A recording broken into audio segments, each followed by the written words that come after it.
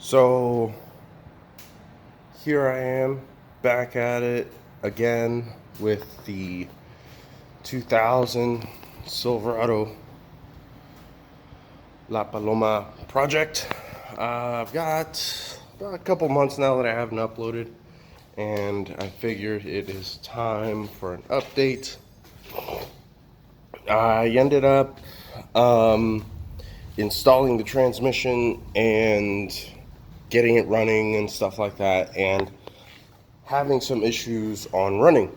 It was one of the speed sensors was messed up in the rebuild, and it went off to the shop for a while, and I just recently ended up getting it back for a couple, maybe about a month ago, and I've been driving it, testing it, make sure everything's okay, and everything seems to be running just fine.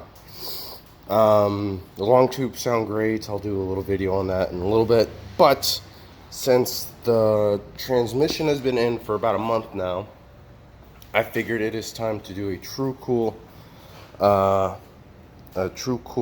on this thing, because from the factory this truck does not have any form of transmission cooler, and that's probably the reason why this truck fourth gave out on it the way it did. So this thing's already off, so that's gonna come off right there, and I'm gonna be installing a transmission cooler right there. And just to give you guys a little idea, everything's all back together, long tubes and everything, and I'll be doing a video update on that whenever. So this is going to be the kit that I'm using to put the transmission cooler on the truck. In the box there's a bunch of hardware that looks like that: brackets, nuts, bolts, fittings, clamps, all the good stuff, except for, I believe it doesn't include Teflon tape, but you know, you can get that pretty cheap anywhere. About 4 feet of transmission hose right there, and inside of here should be the radiator right there. And it looks like even in the packaging, that might be for some brackets or something right there. Nice big radiator, about as big as my hand right there. Everything seems cool. I've never actually done one of these installs myself, but with some research, everything should check out just fine. I'll be back with you in a bit once it's installed. So, I am finished. Everything's all mounted up.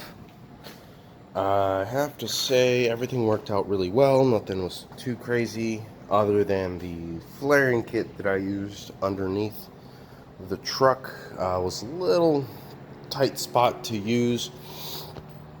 Transmission line is in, nice long sweeping lines, for the sake of not kinking or anything like that. I ended up using the hardware that was included for the with the kit.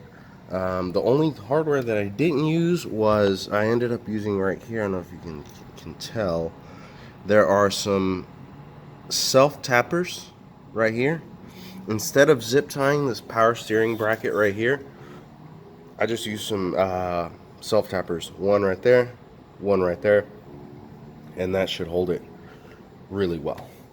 I did a nut and bolt check, so everything's tightened up. I'm gonna put the truck back together and take it for a test drive.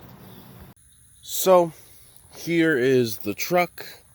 I've got it, I took it for a test drive. Everything is running perfectly on it. You can see the cooler is in there. Nice. Doesn't look too crazy or nothing. The lines aren't fitting or aren't leaking or anything like that. Everything went back together perfectly. Drove the truck about 20 miles around town and a little 30-minute drive here to my home, and it has been fantastic. I didn't think this transmission process that started in March would end in what is now August, but I'm glad it's done. The only thing that I really need to do now to this truck is I have to do the transmission cooler install right there. I'll make that for another video in the future, but for right now I can enjoy the thing, not worry about it messing up on me, and everything will be good. Now I'm gonna give it a wash and I will catch you guys later.